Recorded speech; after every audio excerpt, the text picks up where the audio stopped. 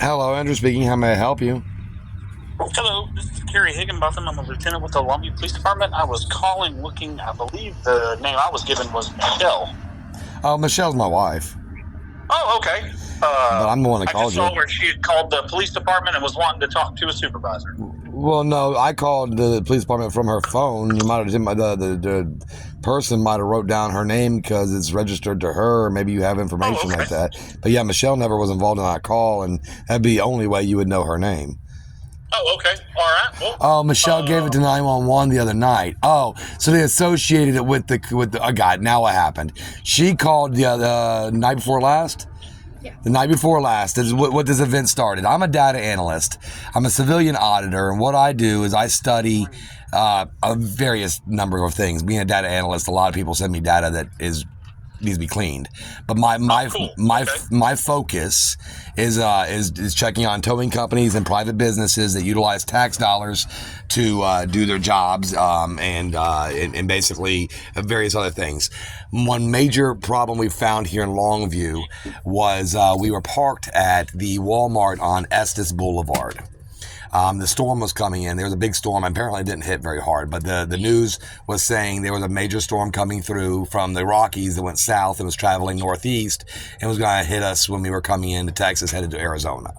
So we parked. We go on to an app. There's a company called Roundabout Publishing, and that company publishes an app called WalmartLocator.com.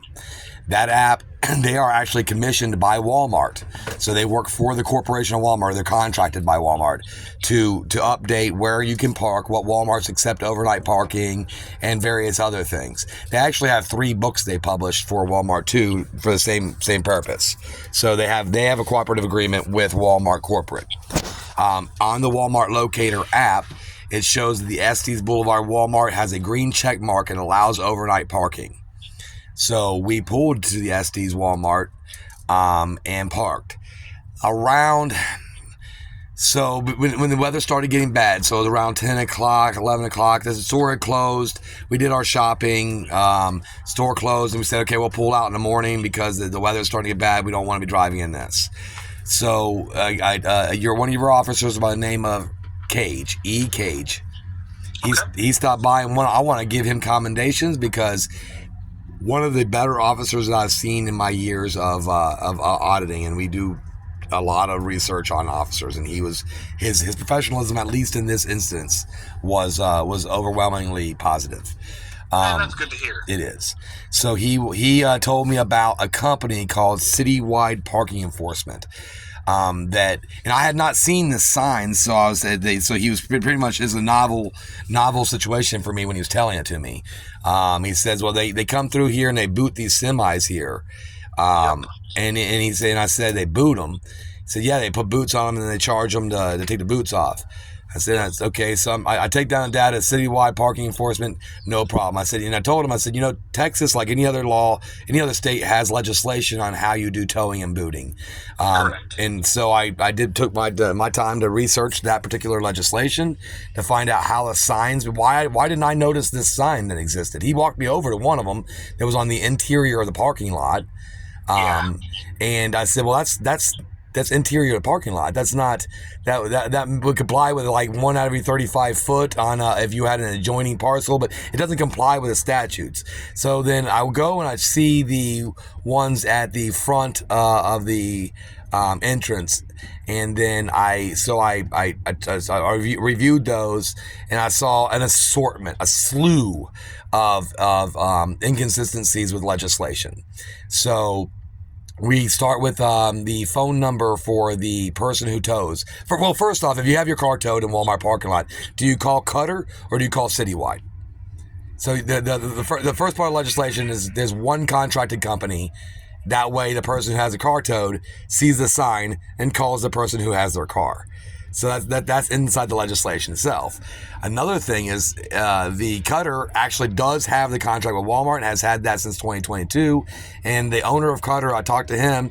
He has no idea who Citywide is, but putting their T stakes with signs in the ground, which is another violation of legislation. The signs must be on permanently posted poles, barriers. There's various things they listed. A T stake does not meet the necessary requirements to fulfill the legislation for the sign requirements of where it's posted. They have to be at least 5 foot above the ground and under. Now I'm talking about the bottom of the sign. The bottom of the sign must be at least 5 foot off the ground and under 8 foot. None of those signs were. They were 31 to 33 inches, depending on which sign you're looking at. So none of them were at the level they needed to be at for visibility purposes. They have to be within 25 feet of the entrance of any curb, entrance, or driveway. They were not within 25 feet. They were closer to 45 to 50 feet. There's a slew of things, and the legislation is clear that the only way they could boot or tow, and it says boot or tow in the legislation, the only way they would legally have lawful authority to do that would be to follow the legislation itself. So they're in compliance with all the aforementioned regulations. Correct. So since they were outside of compliance with those regulations, and I now had the data that not only suggests it but proves it with beyond any reasonable doubt, we were packing up to leave the area because it's still private property. So if Walmart don't want you there, they have the right to maintain their driveway. So we're packing up to pull over to someone that doesn't have signs. And before that happened, I saw a lady putting a boot on a semi truck, and so I said, "You with Citywide?" She said, "Yes." So why are your signs not up over 5 foot above the ground? How will these semis even see them? So she turns around and says, "Why are you recording me?" I said, "Well, you're recording me. You got a Cam Pro body cam on you."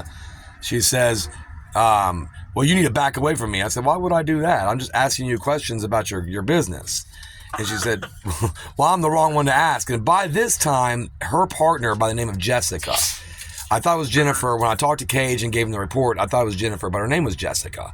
She comes over, and she's super hostile. Like, she's walking, but let me back up 1 second, because the one who asked me while I was recording her got on her radio and called for a guy named Jerry. Said, "Jerry, I got a guy approached me over here with a camera. Get him away from me." So possibly that's why Jessica started heading my direction, I assume she's carrying a radio as well. So she turns from the other semi that she's booting and walks toward me and says, "Get the F away from us," blah, blah, blah. And I'm being as passive as I could possibly be. I mean, I'm a very passive person unless the energy goes the wrong direction. And I mean, just like you guys, I mean, if you get real hostile with me, I try to de-escalate, but I did not this time. So I didn't. I verbally matched her energy. So I said, "Who the F are you talking to like that?"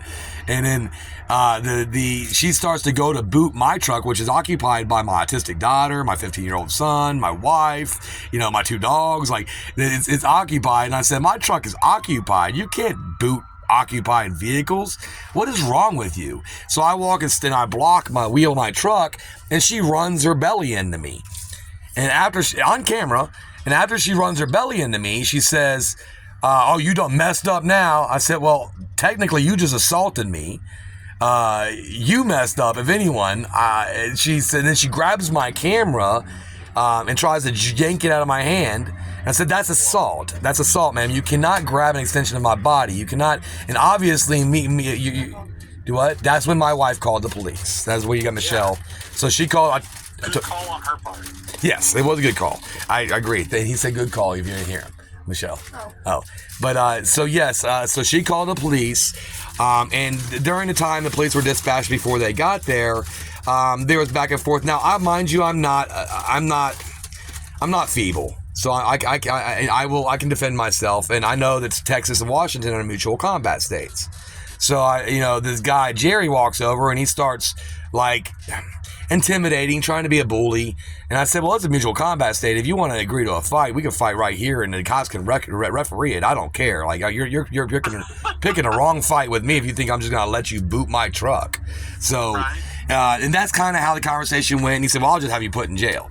I said, "Well, if anybody was going to go to jail after this event, it would be your girl who assaulted me. No one else has committed a crime here. You're working on civil. It's a civil thing you're doing. It's not criminal. And I'm telling you, you can't do it." So there's no criminal activity here except for the assault that she did. So if anybody went to jail, it'd be her, and I'm telling him that, then he's just convinced. And he has a logo that looks like a star on it, and I'm wondering, and so I'll tell you that's going to come back up here in a second why that logo is important. So it looks like an official logo. He's wearing the gray, like a CO's outfit. What's interesting is they picked the name intentionally because Citywide sounds like it's something that the city of Longview has something to do with, or any other city that they have, a contract in. The city of Longview ain't got nothing to do with them. I don't like their name. I don't either, and I don't like the presentation either. I've seen in Florida sometimes where private security companies will look like officers, and they can cross the line where they're impersonating an officer if they go too far. And I feel like this is just not as regulated, but they're impersonating an official. Maybe not to the letter of the law, but in the mindset, I think it is. Because at one point in time when Cage was explaining that, it took me a second. I said, Citywide doesn't sound like a government entity. It sounds like a private company. But the reason that 100% is we've dealt with this guy before, and I find it ironic. So I dealt with him before, and I did, I guess, the same thing. I'm a nerd. Like full disclosure here. I am too. So I started looking at these regulations, and I noticed some inconsistencies with their signs that went with this regulation. And I went and told the guy, because there was a guy who had a boot on his car, and he called, and I did some digging in the regs. And the owner came out, and I said, none of these tickets with these fees that you're charging people have any standing because you're out of compliance with the regulations regarding signage location, the way that they're displayed, all that kind of good stuff. Right. And he was like, okay, and they were going to change them. I was on midnights at the time, and I haven't been back down there. I know that they answer to the Texas Department of Licensing and Regulation. I thought so too. So I sent a FOIA over that same night to the TDLR asking for a copy of their booting certificate. And I got an email back today, and this is why I'm calling you, actually. The email says specifically this is from, Michelle's pulling it up right now. I'll tell you exactly who it's from, but it's from them. And they say, I don't want to say anything that exactly is in the quote. There it is. I'm trying. Okay. I wouldn't do that to you. No, so what it says is, and this came from Laura Hernandez, which is the licensing manager of the Texas Department of Licensing and Regulation. Good morning. Booting is not regulated by TDLR. State booting license was deregulated in 2017. Booting companies are regulated by their local municipalities. So that's why I called. Yep, that's what she said. So what I did was, and I did find I actually found an article that was written by your local newspaper, the Longview Sun, something like that discussed this in 2017, how they were the Longview what? Longview Sun or Sentinel or something like that. That's not a newspaper here. Okay. I can't remember. That might be Longview, Washington. You might be right. Yeah, I can't remember. No, this was in Texas. Ours is the Longview News Journal. That's it. Longview News -Journal. Okay. That's it. So they did a story in 20. No, you know what? The Longview News Journal is where I know that because I was sending them our story. It was in Austin, Texas. It was Joe Santiago, and he had bought a company called Central Parking Enforcement. Central Parking. Ironically, Citywide Parking Enforcement does not show up anywhere in the Texas assessors as a company. And when you look up Citywide Parking Enforcement, you'll get Central Parking. And then I found an article where they discussed something with the owner of Citywide Parking Enforcement, which name is Joe Santiago, who's also the owner of Central Parking in Austin, because this thing has been going on since 2017. So there is some reason to believe that Laura is correct, that somehow they stopped regulating booting. I don't think they should have, and I'm going to work on that later. I actually sent her a follow-up to ask for any and all documents about this company that they have on file, and we'll see what happens there. But it did prompt me to call you back. And the reason being is that once we did the investigation, we called Cutter, and the owner of Cutter, or a guy named Dog, I think his name is, a nice guy. He had said that they've been in business 16 years there. They've had the contract with Walmart since 2022 to 23. Couldn't remember exactly which year it was they got it. And they actually went out to take those signs out of the ground on the T-stakes at one point in time because they were shoving them in the ground in front of their signs, which are properly posted. And when they did that, the lady, in the way he described how she talked to him, was very reminiscent of Jessica. The lady Jessica also answers the phone when you call that 1888 number on their sign. She told Cutter's workers, don't touch our effing signs. Those are our signs. So the Cutter said, the owner there said, I contacted the manager at Walmart who had a recent death in the family and was off to find out what's going on with our contract. And they said they haven't contacted him back. Furthermore, I went into Walmart and talked to the manager, Tabitha, there. Tabitha's a daytime manager, and she has referred me to get more data from Vernon, but she did give me some data, which goes back to something we already discussed. I asked her, I said, do you have cars booted here? Like, is that something like that? She's like, oh, no, the city does that sometimes, though. And I said, the city? I said, you mean? Not a chance. Oh, well, I know it wasn't the city. I knew exactly what happened when she said that. Walmart believes it's the city. At least Tabitha, not all of Walmart. I don't know. I'm waiting for Vernon to tell me, but at least Tabitha is under the impression that they work for the city, that they have some kind of legislative or executive authority given to them from the city, which is incorrect. So, which also leads one to believe that this insignia they're using, the name they're using, the way they're doing business is leaning on that. Then what bothered me more than anything was when your officer showed up. It was Officer Newman, and I've got a call coming in from Messenger. I'm not answering it. Okay, Officer Newman and Officer Kennedy, they show up when Michelle called them that night. Immediately, Officer Newman went over to the guy by the name of Jerry that was there representing Citywide, and we were the callers. Neither one of them spoke to me. So I tried to walk over, just basically say, hey, the complainant's right here. And nobody spoke with the complainant at all. So the complainant's over here, and he sends me away. He says, I'm going to talk to this guy, and then I'll talk to you to go over there. I said, well, I'm going to record this. And he says, no, you're going to go over there. I said, well, you can create your own privacy, but we're the callers. So, so he the whole time the demeanor was as if we were suspected in some kind of crime, and there's absolutely no crime. Nobody was even suspecting us of a crime. So the call came from us suspecting them of a crime. So it was flipped and reversed. And that caused me to have a little bit more of a professional. Now they're officers of the law, so I also didn't cuss at them or nothing like that. I can, but I don't, because I'm not. They were professional. They just were misinformed. And this misinformation got so bad that once we just said we're leaving, it's so much drama, I'm going to pull over to Murphy's. And he says, we have he trespassed us. He said, you're trespassed from here.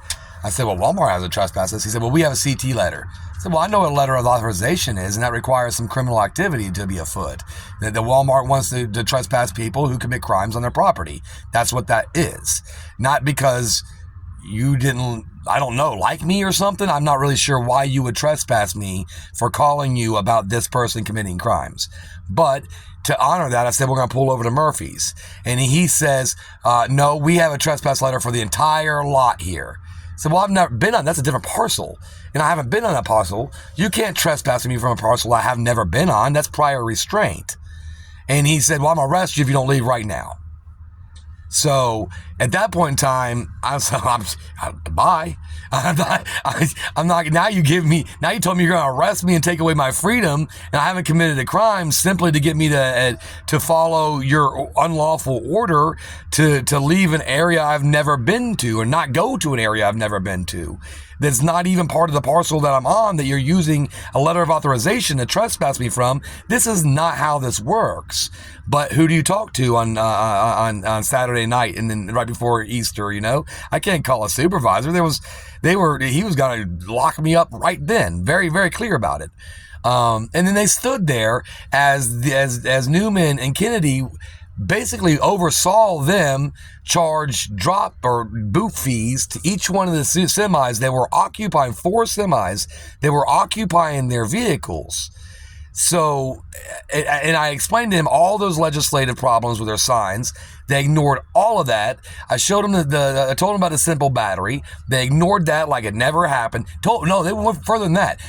Newman explained to me that snatching my camera is not a battery. It's not assault. We don't have battery in Texas. We have assault. So I don't care what semantics you use. It doesn't matter what word, forcible touching, unwanted touch. I don't care what word it is. It's assault. Yeah. So. Yeah, so plain semantics is like trying to start an argument with a complainant. I mean, you know what I'm saying. She bumped her belly against me, grabbed my camera, tried to pull it out of my hands. All of that is illegal.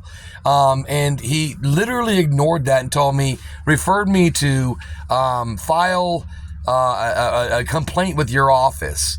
And so I said, you know what, that's not going to happen. So we left. I called Sergeant N. Williams, and I talked to Sergeant Williams, who had not seen the body cam footage yet. So she said she's going to take a look at it all. I don't know if that happened. But I did email her over my preliminary report, which shows the incident and all of our camera footage and stuff like that. I sent her the email on that and the channel and all that. So she should have that. Now she sent Cage back out to take the report for the assault. And it was wonderful. I thank her for that. Cage did, and I was a little upset about this, is because we are headed back to Arizona. We have an appointment there. So when he came out, he took the whole report and says, well, I'm going to need you to come back to sign the affidavit. And I said, well, I mean, I would do that now. I'm here all night long until the storm passes. I mean, we could do that at any time during your shift. It never showed back up. So it was almost as if it was, let's satisfy this guy up and to the point that we can finally get it to where, we can file 13 it. That's how it felt like, whatever satisfies this guy until we can file 13 it. And all of that is indicative of cooperation with Citywide. I'm not saying it is, it's just indicative of it. And I can't understand why. I can't put it together. So that's why, now that I've given you my long story, that's what's going on.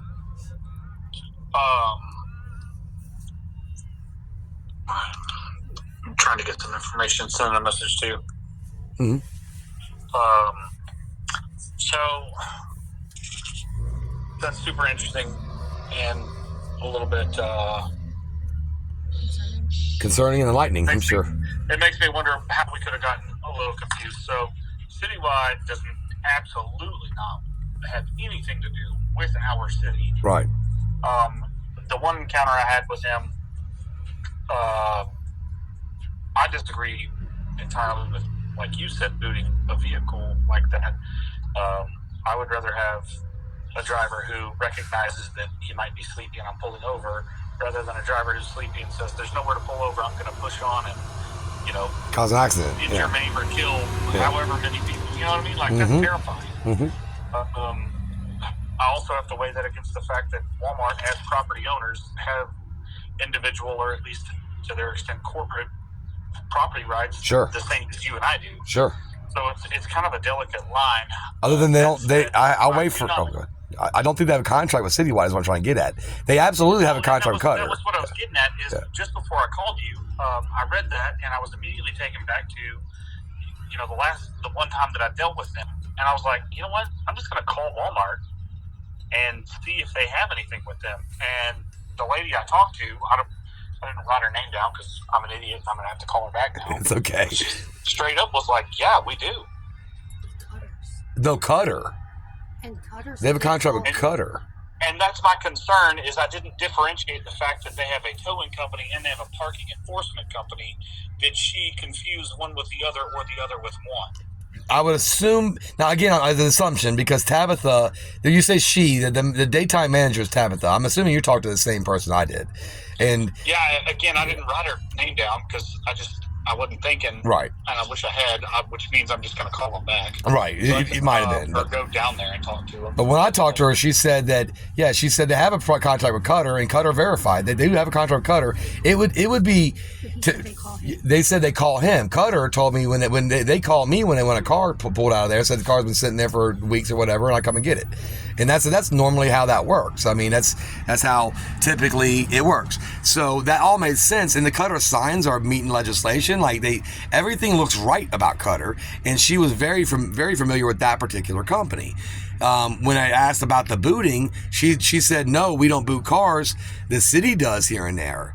And that's what caught my attention. So yeah, I'm glad I gave you. It kind of makes you wonder if somebody's manipulating facts and names so that they can charge people extraordinary fees for some bullcrap. Well, I will say that the tax collector shows that the Citywide Parking Enforcement, or Central Parking, the same company, has 3 employees and is doing more than $5 million a year in business.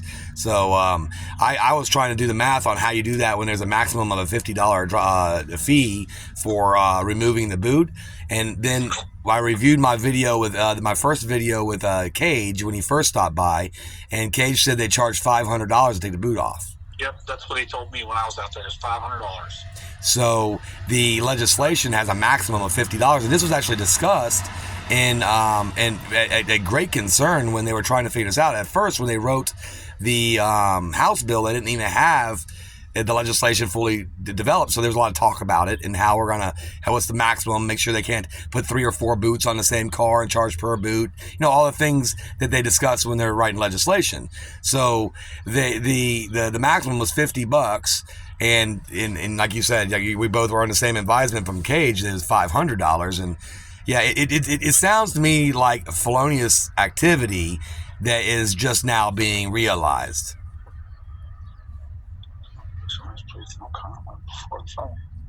I'm trying to find where you found the there we go, rules on fees. Here we go.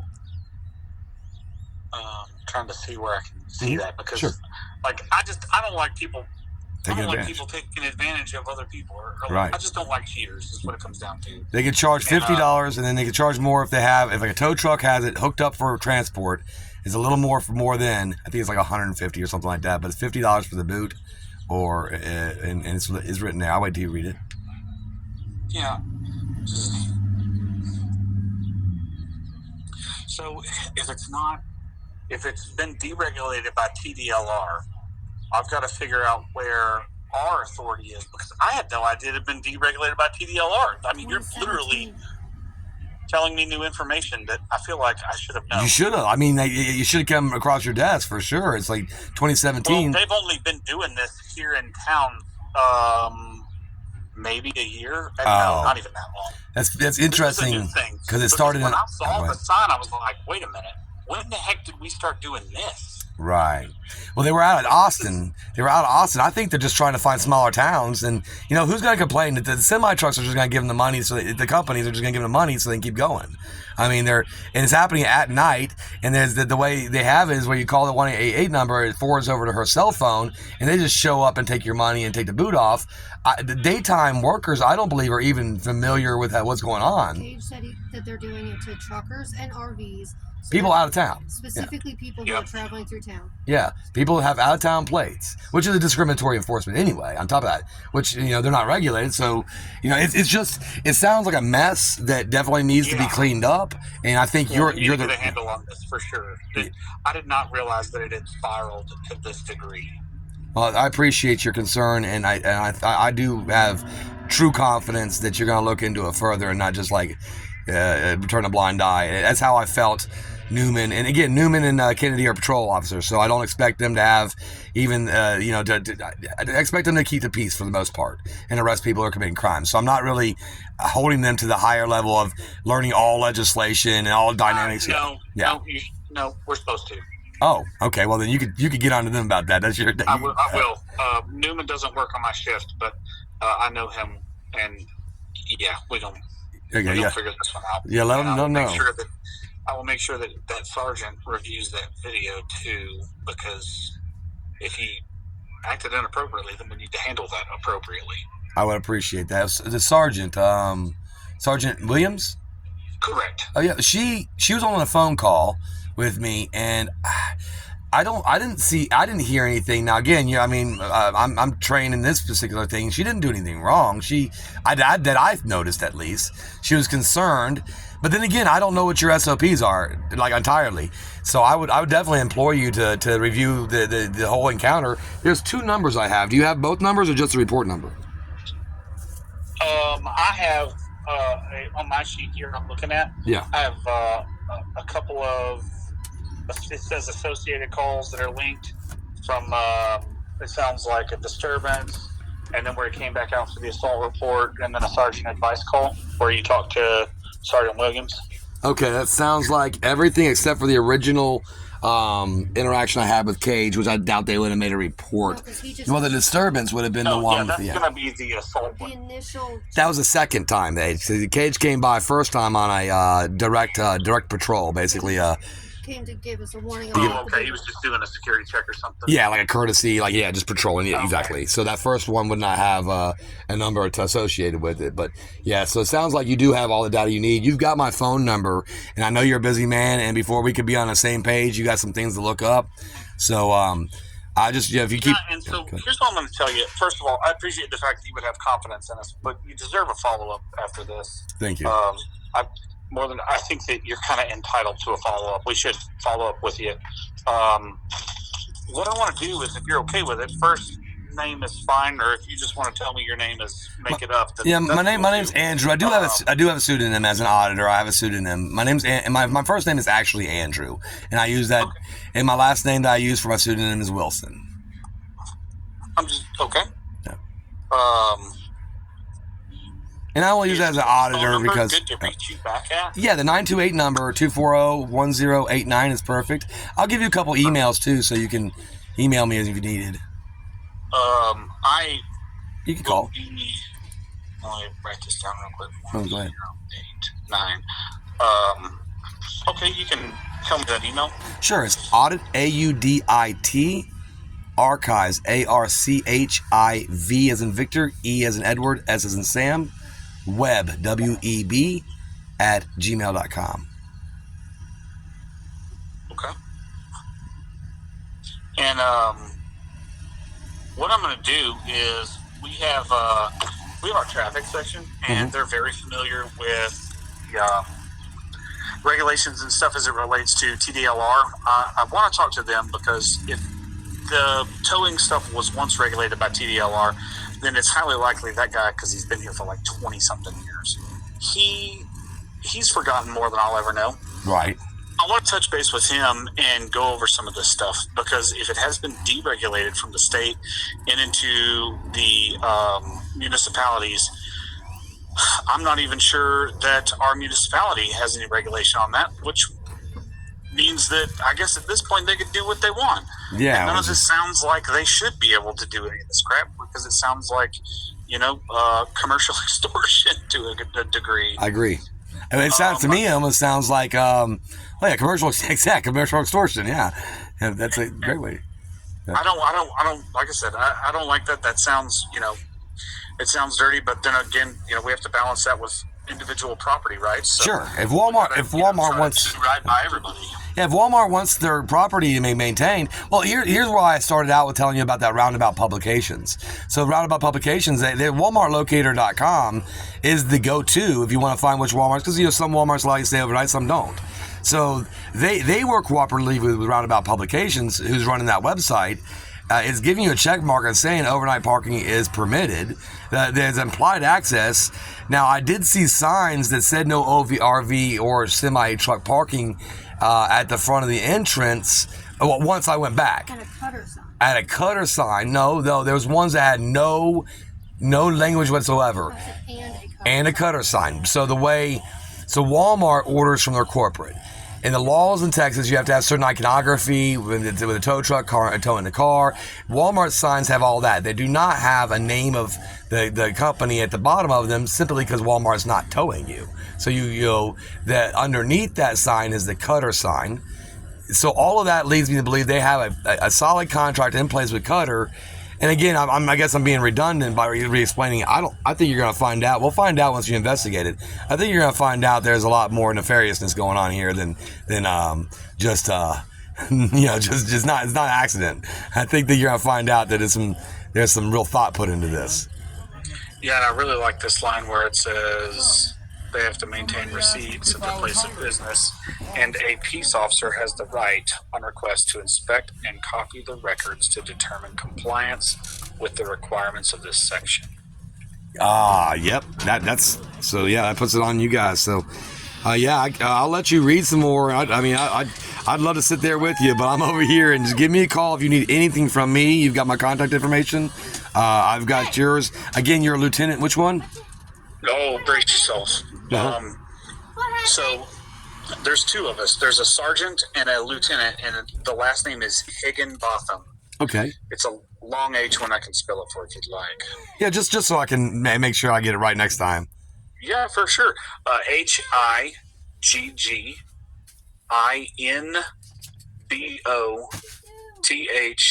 Higginbotham. Oh, so that's name, it is, but it's pronounced how it's spelled, so I can that'd be easy. Yeah, so And then so the funny part is I was telling you about our traffic section, and the guy that would hopefully know, because he's who I'm going to call. He's Sergeant Higginbothan. Oh, okay.